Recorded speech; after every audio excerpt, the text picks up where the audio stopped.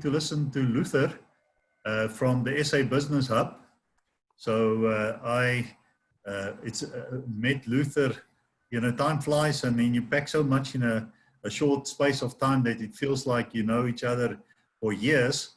But I think we probably only know each other for just over a month. I'm not sure, Luther. But Luther was introduced to us through Scott, and Luther was part of Scott's network from the old days. And then we started connecting, a quick introduction to the chamber. Also through the Luther's business is going to link up with the community bank. And then with this platform, when we started to look for speakers and people to participate, Luther volunteered to be a speaker. And we're going to listen to Luther, and he's also wrote a book which is about to be published, and he can maybe just tell more about what is the content of his book. So Luther is there from the remote areas of South Africa, there on the west coast, called Hopefield, and which is also a nice place to start the pilot project of your business, because people are not as exposed to the big cities and what's available. So I think he's on a brilliant role there with linking, reaching out to the various smaller towns and bringing them all together under. But without taking any further time of Luther, we're going to hand over to Luther. Then wherever I left out, introduce yourself, tell the people about you, and then over to you and your topic. Thank you, Jasper. Thank you for the kind words. You get two types of people, those that can speak and those that can do. I am good in doing. Speaking is not my specialty, although I've been a minister of the cloth for many years, doing that as a part-time, so I could kind of preach to people, but being inspiring like Trevor and Scott, that's quite a unique ability to have. I'm going to use a PowerPoint slide, just giving you kind of a quick run through. So most likely I'll be hiding behind the slides. We can start it off now. Just a quick introduction. After 35 years in governmental organizations, Transnet municipalities, in 2005, I thought it's time to become a true entrepreneur. Because I had a frame of mind believing you only start your own business if you cannot get a job. If you can get a job, you get the job, work you up in the corporate ladder, and retire very rich. But only at a later stage I realized, no, that's not true. Your true destiny lies in becoming an entrepreneur and working your own business. Because if you work for a boss, you are fulfilling their dreams, not yours. As an entrepreneur, you know what you were, what's your mission on earth, and what contribution must you make, and then you apply that. Sorry, Luther, your share screen is not active, so nobody's seeing what. I haven't shared it yet. Oh, okay.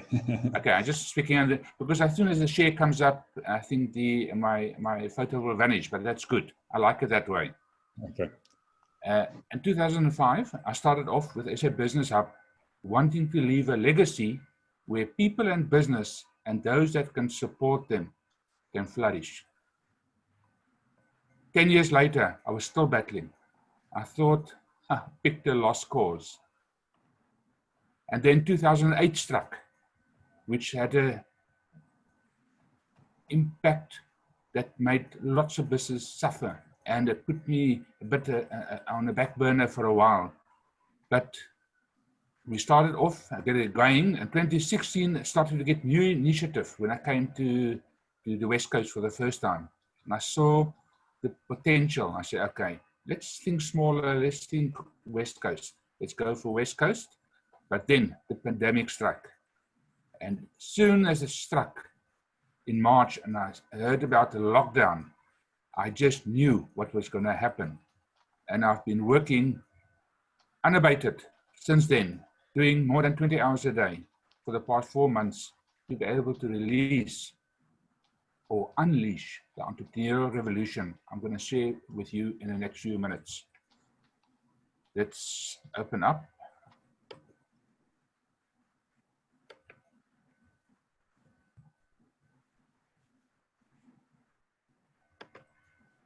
Is my screen visible? No? Okay, just sometimes it takes a bit of a time to... Have you picked the top, the top left screen, which is your master computer? Let me just... Okay, let me just exit.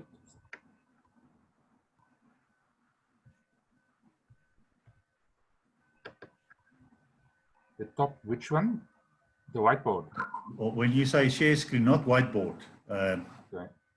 Below So the share, let me just see share screen.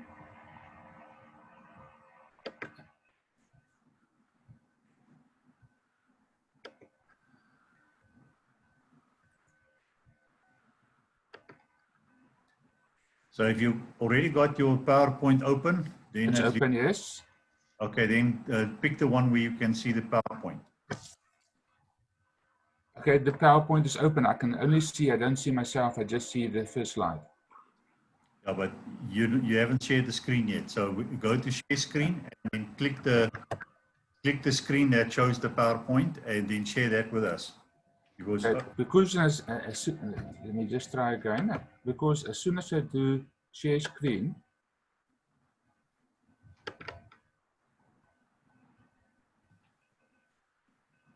it doesn't.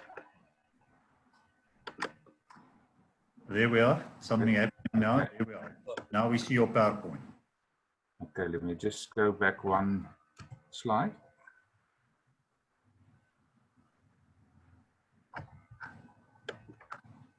Okay.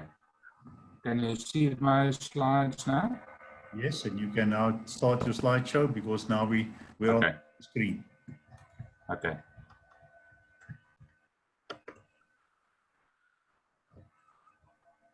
Does it show the full screen now? Yes, it does. Okay. So that is a business hub. I had the vision in 2005 that I'm going to unleash the South African entrepreneurial revolution. And now it's coming to fruition. From the 1st of June, I've rolled it out on the West Coast. I'm going to share with you the experience. And I issued a press release in this week of expanding it to the rest of South Africa. And I'll be interviewing the forced. Seems that somebody else's mic is on as well. Ah, it was Mark's.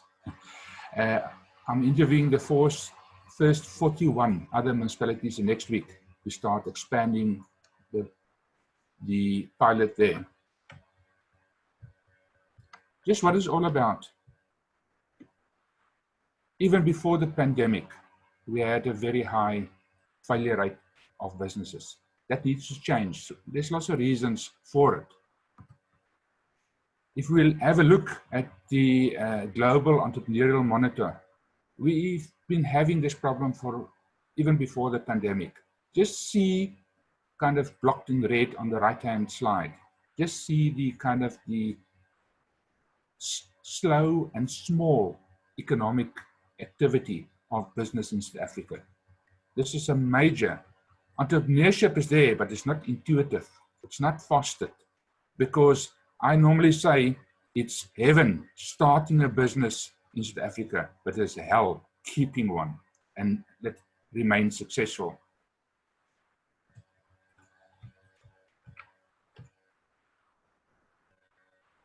The solution, what must it be? It must be inexpensive. Entrepreneurs is not wealthy, especially when they start up. Unfortunately, sometimes they just start a business because they can't get a job. So you also do not have the right people because it's not very easy doing business in South Africa and becoming successful. It must be unambiguous, available anywhere, anytime. Technology is going to be our biggest driving force. It must be self-directed, do it yourself. Choose your adventure because that makes it affordable and accessible for business. It must be principle-based. Work for any business because the business of a business is the same. The technology and the technical side of a business is different, but I support the business side of business. It must be endlessly deep. You must be able to plug into specialists in all spheres to be able and support you. Any questions can be held for later, and I'll answer them all at the same time. If you will help me with that, Jasper, please, and Trevor. Practice showed us left top, 90% failure. 90% of businesses that start up do not make 5 years. That's a fact, but it's not only in South Africa, it's a worldwide trend. Business is not for the faint-hearted, and those that make it and become great, they have what it takes.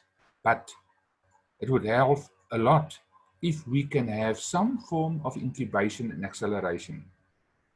Because worldwide trends show that you have a 70% success rate if you nurture your startups and you nurture your growth businesses. My personal success for the ones I've nurtured with my, what I call a business elevator program, we've had a 70% success. And now is the time right to expand it to the rest of South Africa. First, you have your self-directed learning. This is my website. Anything you need to learn and to know is available on this website. It was co-founded in 2005 with a very knowledgeable person from South Africa in the UK. This is made available for free to all that join the fold, especially during these times, because cash flow is horrific. Now, this solution, I am negotiating with a guy from Canada, making his self-directed acceleration available. You come in on the left, you do the assessment, then you go through the development on your own. You don't need any support whatsoever. But if you need support, then you can reach out to mentors to actually help and support you. This makes it very inexpensive. As I say, on the left is the self-directed learning, where you can learn and grow yourself. And then when you think you're ready, you start scaling or accelerating it, then you come into the accelerator framework. And this can take you through. And it works like a circle. You go through the cycle for a startup, and then you want to validate your business. You go through the cycle again, because on each level, the aspect to be addressed is differently. This led my journey the past 15 years. I first reached out to entrepreneurs. I thought the answer lies with them, because they are failing. Then I realized it's not good enough. Then I reached out to the support people, coaches, mentors, and the like. I thought, that is the solution. That's not the only solution. That's but one of two. Then the third one dawned upon me when I met up with Startup Commons from Sweden. They have the whole idea of ecosystem development far advanced. And I've partnered with them to roll out that side. So in essence, the pilot program is all about economic growth. Now, on the left, you have a growth academy for members and those that support them. And on the right, you have an ecosystem development. And the ecosystem development is all about data. Because one of our biggest problems in South Africa, we do not have data on business. We don't have information to inform where we go wrong, what we do right.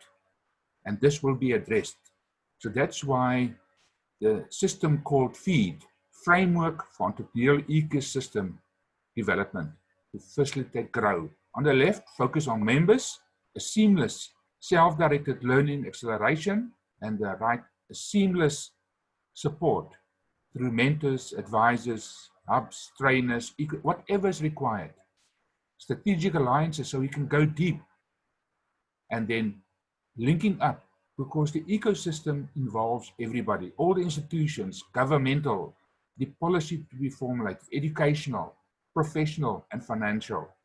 And the data will be collected, converted into information, and that will inform our further development, and to have an informed discussion with the policymakers that they know what is required and what is needed. Eventually, this is how the total system will look. We're going to have, like in Saldanha, I'll share with you just now Saldanha's structure that we're rolling out. You'll have a town, resilience and support hub. The resilience is especially to deal with the aftermath of COVID-19. Then the municipal area, like for example, in the coastal area where I stay, is Saldanha Bay. Saldanha Bay's got 7 towns, whereas each town will have at least one hub. Whereas the bigger towns like Vredenburg and Saldanha will have at least 3 hubs. So you have accessible for everybody. If you ask anybody, where do I go to find support for my business? Most will not know how to tell you. And then the municipal hubs for a organizational structure and the span of control is a regional hub will be 2 districts. We have 44 districts in South Africa. I foresee that we will have 20 hubs, 2 districts per hub. And each district will have around about 10 to 20 municipalities. We have 205 municipalities in total. And in Saldanha Bay alone, I'll be rolling out 15 hubs. So I foresee that we'll be rolling out in a region of 2,050 hubs, each creating at least 5 jobs. So I foresee with the system, we'll be creating at least 10,000 opportunities, not jobs, opportunities for people in the support industry to get our entrepreneurship growing and flourishing. Saldanha Bay. At first, I have an advisory council, all the powers to be, where I can report our success and also call on their support. This will include governmental organizations, big business, everybody that impacts on the ecosystem that we can work with. The board of directors from SA Business Hub, which I'm the managing director, which in essence is a social entrepreneurial organization. South Africa does not have such an organization formally yet. You're either for profit or non-for-profit. In the UK, they have social entrepreneurial. That's a kind of a merge between the two. I understand they're working through CIPRO that soon they'll accept social entrepreneurs as well, not only profit and non-for-profit. In the municipal area, there will be a municipal area hub. At this stage, it might be a kind of a CEO that will report directly to SA Business Hub. Time will learn.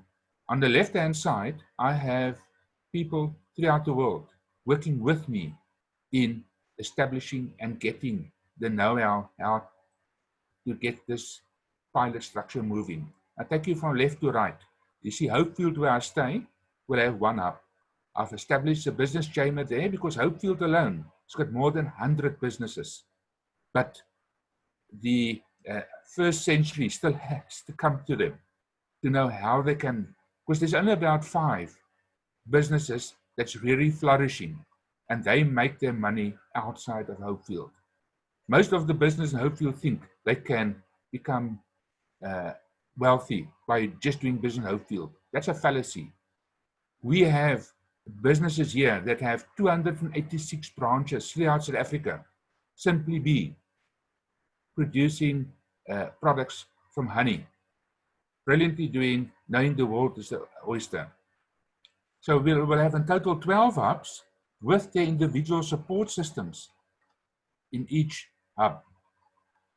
And then there will be certain service providers not available in the various towns, but that will serve the whole of the municipal area, that will report directly to the municipal hub. And then GrowNet, this area had quite a unique platform where all the big business had one platform where they make their opportunities known, and entrepreneurs only had to register once. I think you guys that know that register, become a service provider, know through how many hoops you have to jump to register your business to become a supplier to business. This was something unique and creative. Unfortunately, it fell flat, and I'm taking up discussions on resuscitating that. Especially, there's a new organization, Enterprise Supply Development. They secured 700 million trying to fix up enterprise development so we can break these barriers to entry for small business to become suppliers to big business. But I had a very sad meeting with some 70 2 weeks ago, the who's who in small business in South Africa, speaking of how they're going to fix up enterprise development. When I had the time to speak, I said, now I'm shocked and I'm disgusted by this group. Not one mentioned how many businesses has closed down or will close down before the end of the year. And they worry about enterprise development. I know it's important, but at first, if you arrive in the accident scene, you first have a look at those that's bleeding out, because they will die if they don't get assistance immediately. Then we worry about the broken bones and the cuts and the bruises. Businesses are bleeding out. They are dying. And seems like, I don't know, am I one of the few that's really realized this and doing something about it? I don't know. Then IBASA is the Professional Institute for Business Advising in South Africa. I'm a certified business advisor and also the chairperson of the local chapter, enhancing and making the whole provision of support services relevant and professional. Last but not least, our newspaper that will be launched next year, because we've realized, especially in the West Coast, technology is not that rife. We need to go back to paper. They want to see something in writing that creates credibility. The name, Superb, you wonder why? That is social upliftment powered by enabled, resilient business. That's in essence what SA Business Hub is about, and what the newspaper will give. Each and every hub in every town will have a course, because I believe by 2030, within 10 years, entrepreneurship can eradicate poverty in this beloved country of ours. We need to grow entrepreneurship, and they will create economic growth that can support the upliftment of those that has been left behind. That's my story. Open for questions now.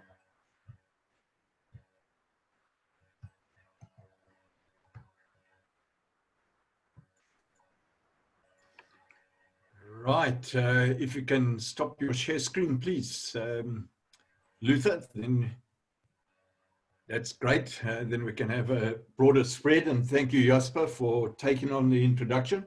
Are there any questions just from the forum here for Luther at this particular point? Otherwise, I'll jump in and I'll interrogate Luther. I've got one. There you go, Scott. So Luther, I like the way that you were really bold and direct about the issues around, that the fact that business is really suffering. How are you finding other people reacting to that? I mean, not so much reacting to it, but are you finding that people are willing to speak out a lot more about it? Because even before COVID and in the previous years, everyone's so positive and there's always positivity and optimism. And no one really wants to tell the truth. Are you kind of feeling that you're still a lone voice in speaking it like it is, or are you feeling that more and more people are coming out? Yes. To give you an idea, in terms of, I've got the battle between, there's an old saying about there's things that you can change. There's things you must let be. And getting the wisdom to know the difference. I'm still having a battle. Who must I fight and who must I partner with? I'm not sure whether I'm still fighting a lot with Trevor, so we haven't really sorted out the partnership yet, I'm pushing all his buttons and hopefully he's going to push mine today. What I found, for example, I've just taken on the province in the Western Cape because they are competing with me for public money. It's a disgrace.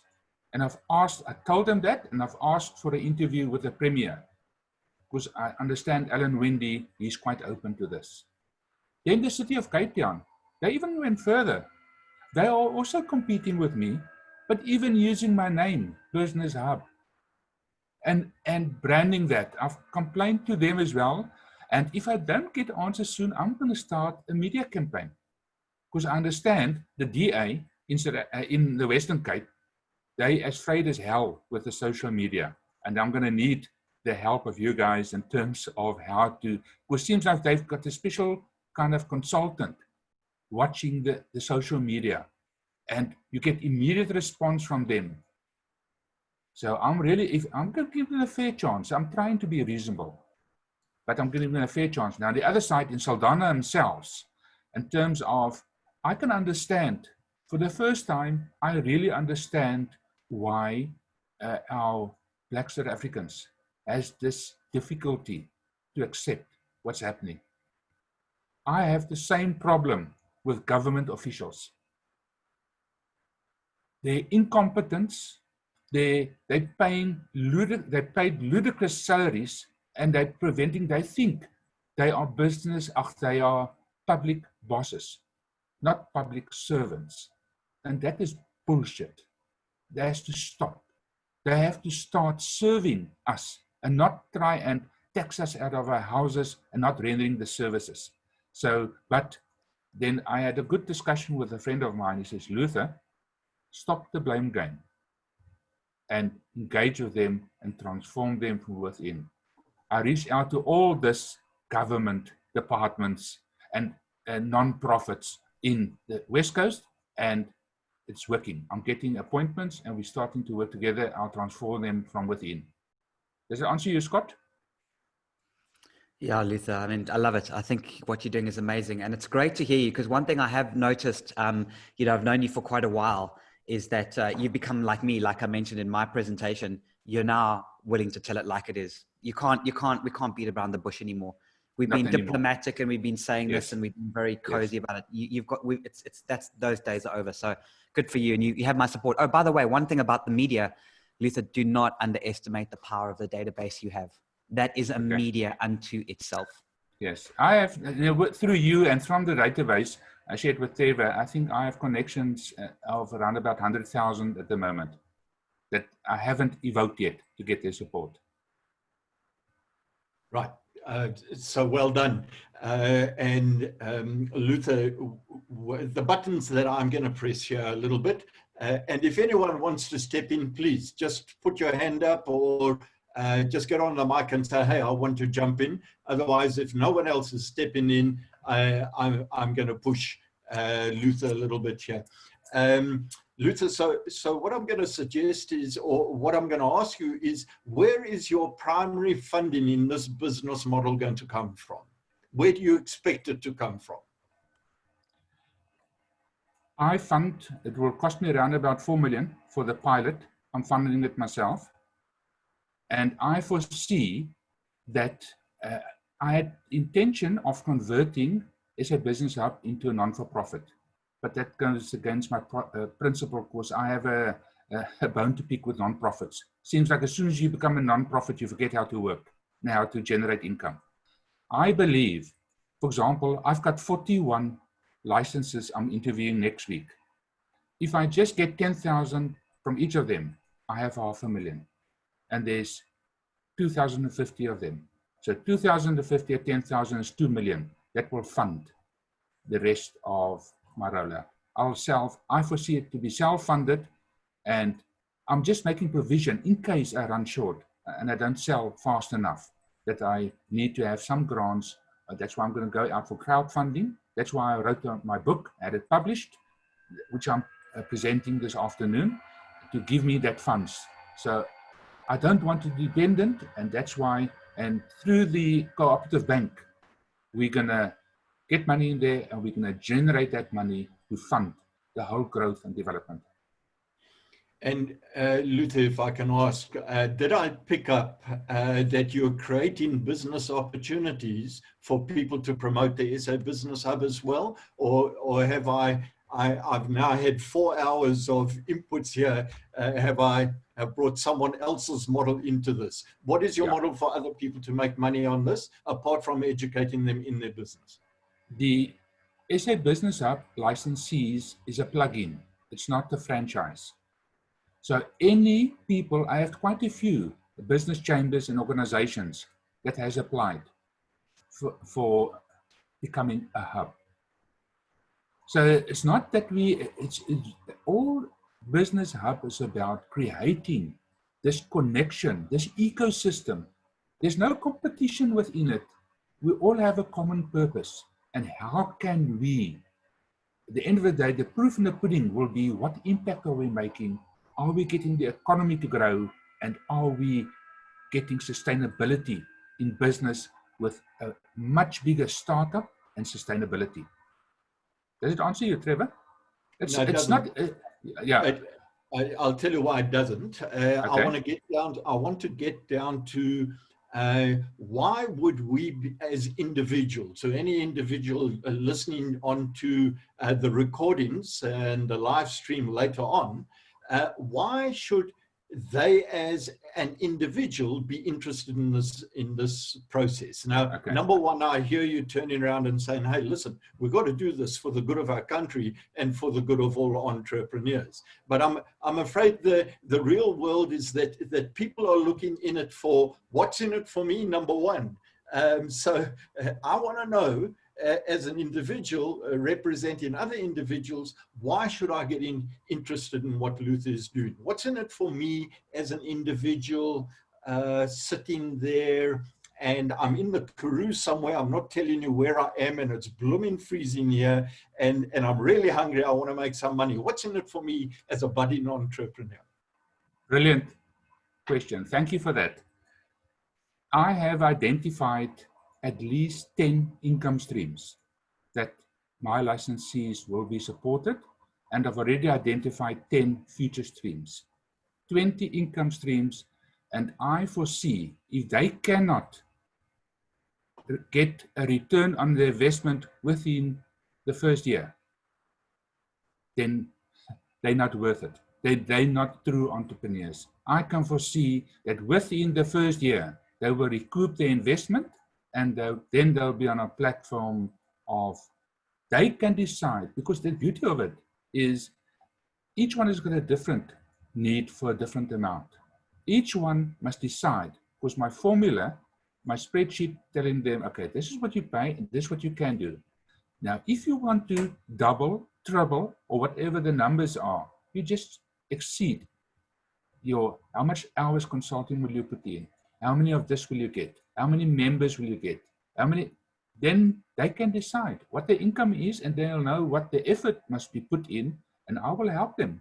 Whether you want to earn 10,000 a month or 100,000 a month, the model can actually accommodate you.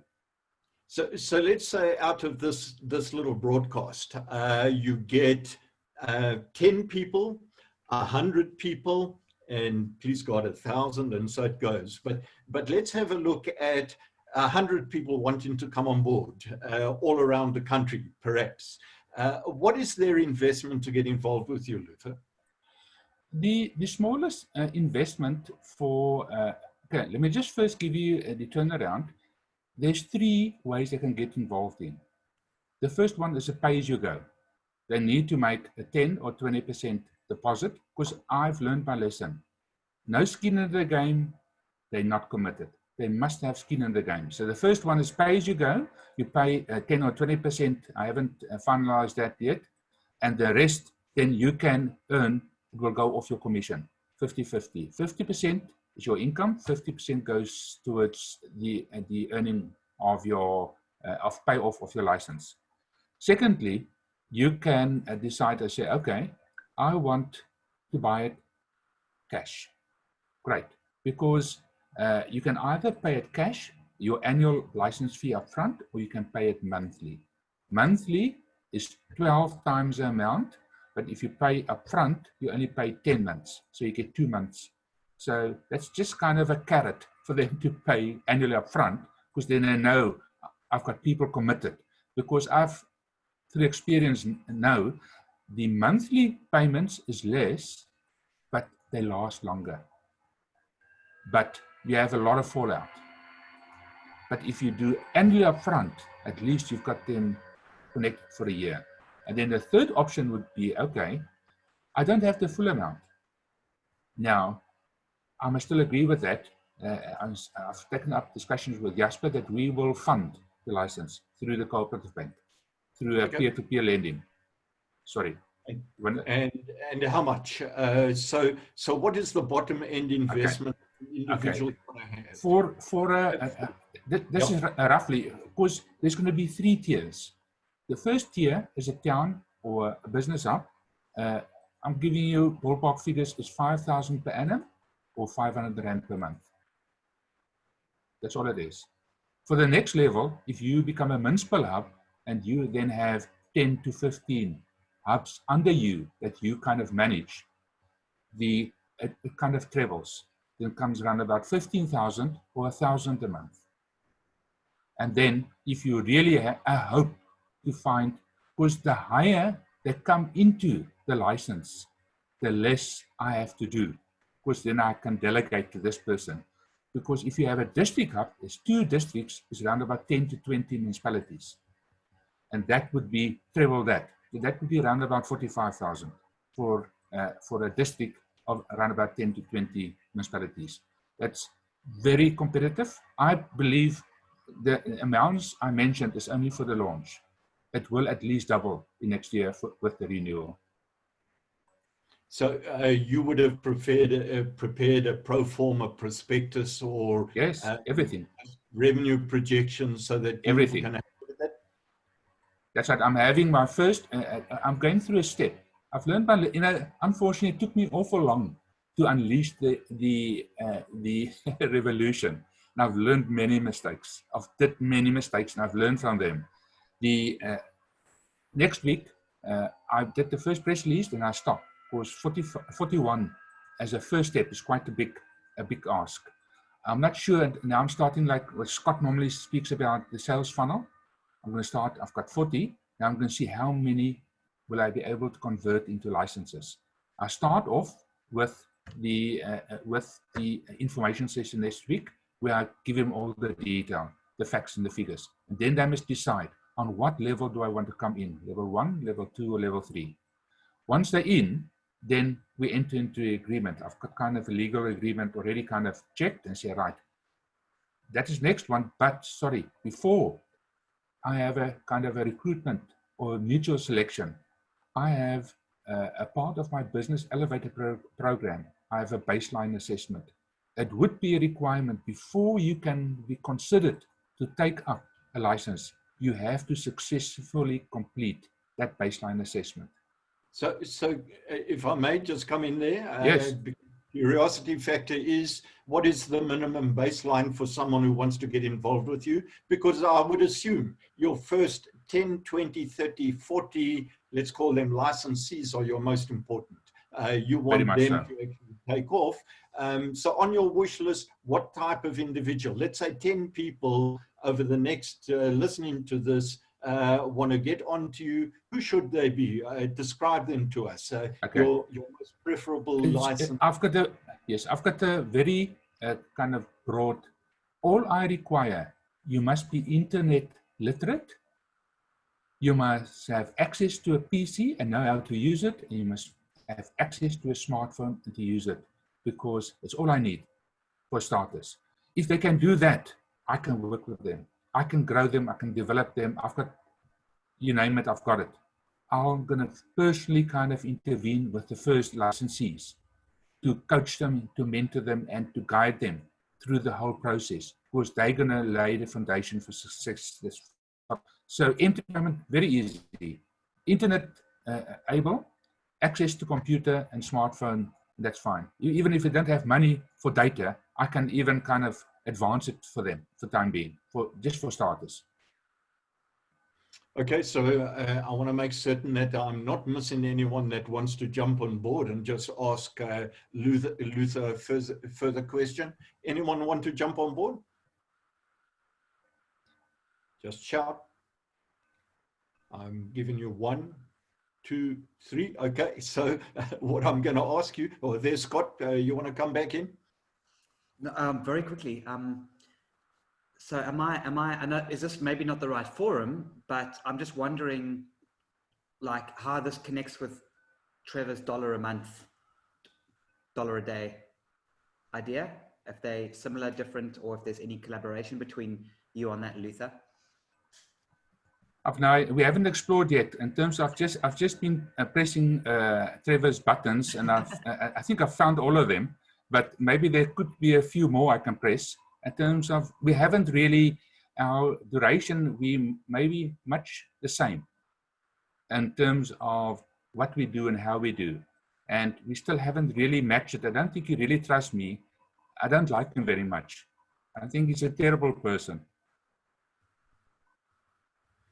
Okay, so I'm killing Luther now on the Zoom online, and we'll go and talk to some decent people. Now, Luther, what I recommend is that, thank you, Scott, just for that little segue into our CEO, Lee Harrison, will be introducing wisdoms and what we're doing with that as a global concept. So I'm not going to steal a thunder on that at all. But I think where I want to come to you, Luther, is you know, we've got a couple of minutes left in this session, and I want to give us a bit of break time as well. What is ideally on your wish list? What do you really wish? Because people talk, and you opened up with you're a doer. So on your wish list, what do you really want to have happen? So I want your top priority wish, your second one, and your third one, to see if there's anyone on the forum right now who can actually help you access that wish.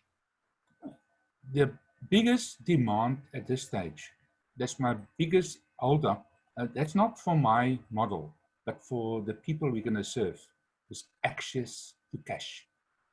They are really in dire straits. To give you an idea, in terms of one of the members that came on board, he said, can you help me? I said, what help do you need? He says, you know, before the lockdown, I had a shop. I'm a carpenter. I make furniture and the like. But cash flow stopped. I could not do business. I lost my shop. I had to trade from home. Then I had to sell my tools to stay alive. Now tell me, who's going to help that person? And I believe I need to generate cash or get some cash to make available through the cooperative bank. Because all he needs is maybe 10 or 20,000 rand. And this person can be in business again. I spoke to the next person. He says he's applied with CIFA. He's got 4 tenders from Transnet in the area, but he can't get access to money. He's applied with CIFA, the governmental organization. It's now been weeks. I said, he applied for all the COVID-19 assistance programs, heard nothing. He's not getting no response, and his business will die. He needs 250, so I've connected him with one of my partners that facilitates access to this Reserve Bank guaranteed loans with your bank. And his application is in. Within 3 days, his application is in. And I believe within the next week, you will have an answer whether he's going to get the cash to keep his business afloat. See, we need speed and action. We don't need bureaucracy and kind of all this constraints. So cash is the one thing. Cash, so we can, and I'm prepared to accept a 50% kind of bad debt because they are in bad positions. But I think with the interest that we're going to charge, we will kind of build capacity and we will learn through this financial support aspect as well. All right, so that's your first priority. You're looking for second priority, because what I do is my model, I use the mask for entrepreneurship. M, membership. That's why I enroll them, because peer-to-peer learning, and that's why I'm also kind of active on Mark, and I spoke to Mark and say, okay, they need to peer-to-peer learning is the peer-to-peer learning is supplements what I offer through self-directed learning and acceleration, and also where they can afford to pay a coach or a mentor to actually kind of guide them, or hopefully if we have funding available, we can sponsor them. in that regard as well. So that's the second one, is giving them full access and full support that they can realize their full potential. And then lastly, the impact, the proof in the pudding is, what is the bottom line results? How many new businesses are we starting? How many additional employments are employment opportunities are we creating? How is our economy growth going? Because that's the proof in the pudding. That will be the scoreboard. And whatever we are doing, how are we impacting on that? Okay, so Luther, I just want to say thank you very much. I think I'm going to bring it to a conclusion, because you are going to come again